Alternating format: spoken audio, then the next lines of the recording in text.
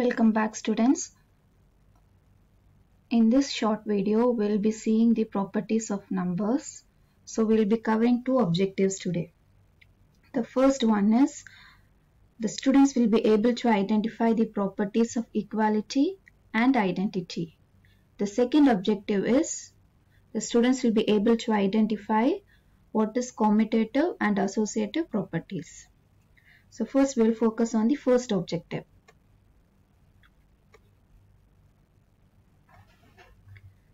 So, what are the properties of equality?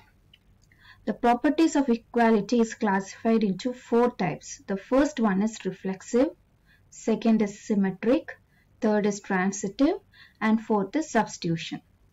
So, when you read reflexive, what comes into your mind? When you stand in front of a mirror, what do you observe? You see yourself, right? That is called reflex. So a number is equal to itself. For example, 4 is equal to 4. X is equal to X. A very simple property. If I say 7, 7 is equal to 7. This is called reflexive property. So now we will see what is symmetric property. In symmetric property, let us have two numbers A and B. Okay. So if A plus B will be equal to B plus A. This is called transitive property. For example, if I say 7 plus 3, if I write 7 plus 3 in the left hand side, the same can be written as 3 plus 7. This is called symmetric property. So now let's try few examples.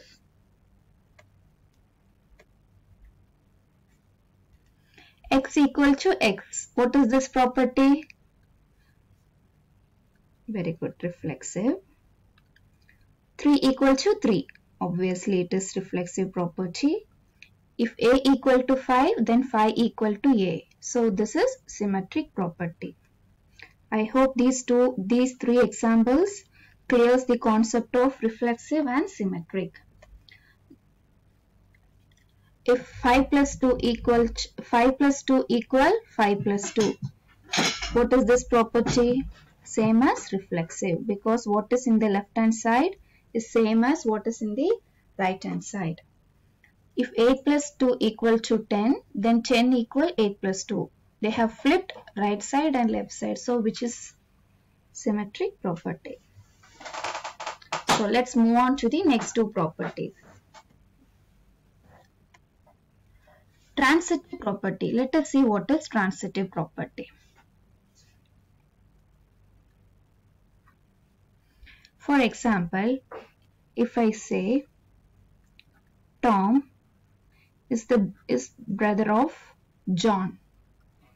So John is the brother of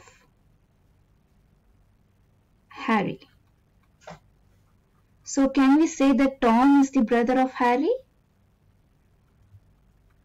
Yes, that is transitive property.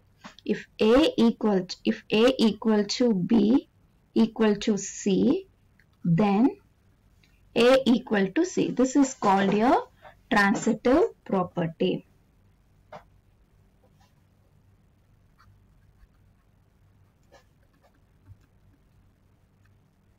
For example, if I say 4 plus 3 equal 6 plus 1 equals 7, then can we say 4 plus 3 equal 7? This is called transitive property. And then we will see substitution. It's a very direct property which we often use in our algebraic functions. For example, if 7x equal to 14, then x equal 2, right? So this is, if we substitute x equal to 2 here, we get 14. That is called substitution property. So now let's try some examples. If 2 plus 3 equal 5 equal 4 plus 1, so this is A equals to B equals to C. Then A equal to C. So we can write 2 plus 3 equal 4 plus 1. So this is, yes, transitive property. And then if A equals 6, then 5A equal 5 times 6. In the place of A, we are substituting A equals 6. This is called substitution. We often use the substitution property in our day-to-day algebraic operations, but we were not aware that it is a property of math. So I hope these few examples clears the concept of reflexive, symmetric, transitive and substitution. Now let's see properties of addition. Addition has two properties, additive identity and additive inverse. What does mean by identity? You have come across this word often, identity. Identity is nothing which means itself. For example, if I say 6 plus what number will be equal to 6? Can you guess? 0, right? If anything is if 0 is added to any number, we get the same number. I mean, the identity remains the same. If 0 is added to anything, the identity remains the same. For example, if I say 7 plus what number is equal to 7? 0, right? So this is called additive identity. For any number, if we add 0, we get the same number. Additive identity. And now let's see additive inverse. The same example we can take.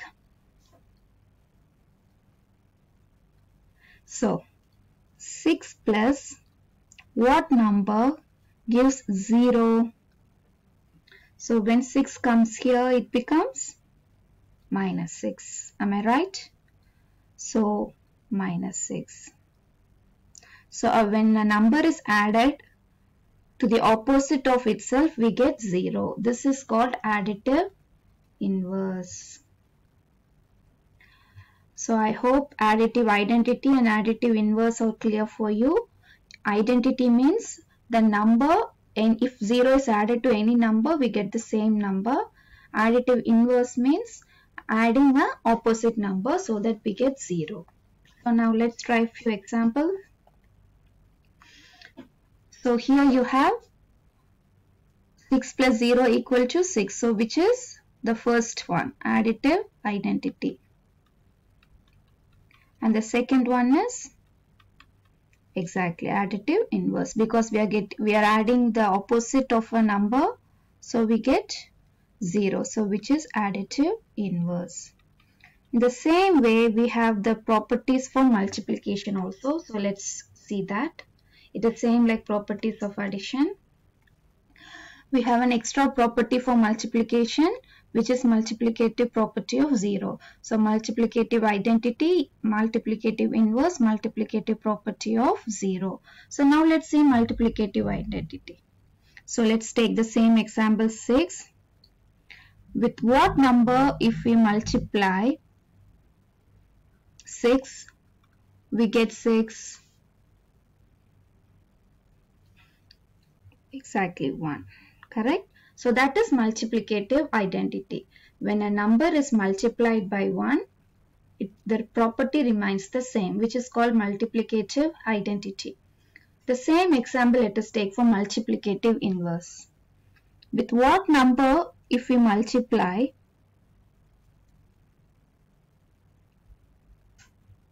we get 1 as the answer?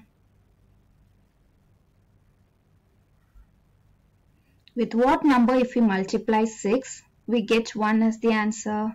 1 over 6. Just what is in the numerator, we are bringing to the denominator. For example, there is 1 over 4. With what number if we multiply 1 over 4, we get 1, 4, right?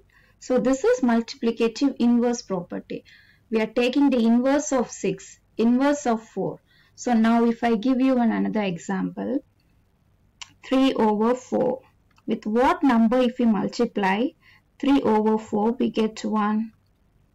Just flip the numerator and the denominator, that is 4 over 3. So I hope you are clear with the multiplicative inverse concept, multiplicative property of 0. So now let's see. With what number if we multiply 6, we get 0? Exactly. If 0 is multiplied with any number, we get 0. That is called multiplicative property. If I want to get x multiplied by with what, we get 0. 0, right? So that is multiplicative property of 0. Let's try 2 examples. 6 times 0 is 0, which is multiplicative property of 0, the third property. 6 times 1 equals 6, which is the first property, multiplicative identity property. Here you have 2 over 3 times 3 over 2 equal 1. So what is this property? Yes, exactly, the second property, multiplicative inverse. So try this and write each step what is the property used. So first, by the BODMAS rule, you have to evaluate what is inside the bracket, right? So equal 8 times 1 plus 4 minus 2 multiplied by 1 over 2. So equal 8 times 1 is 8. So what is that property we have used? You can go back here, 8 times 1, a multiplicative identity. So here we are using multiplicative identity.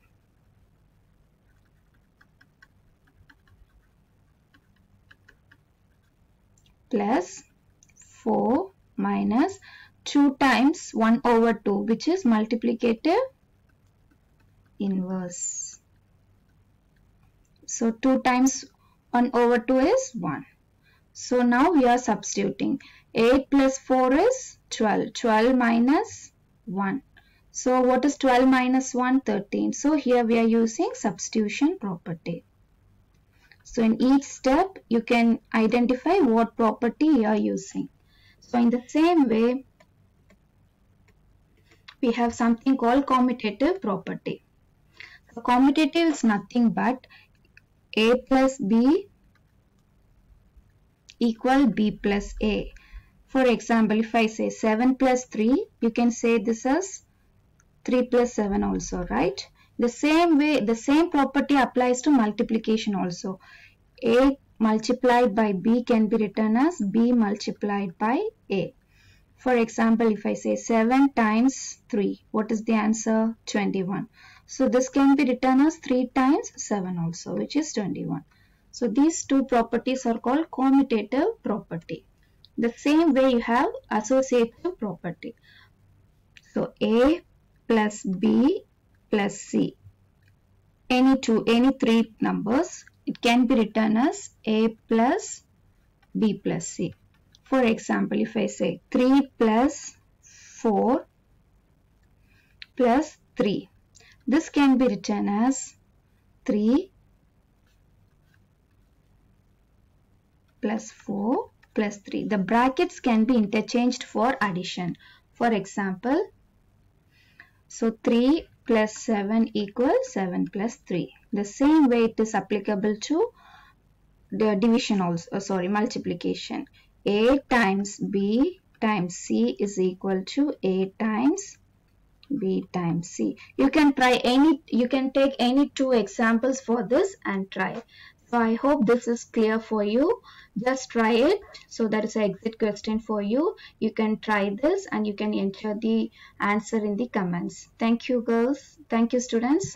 Let's meet again in next video. Thank you.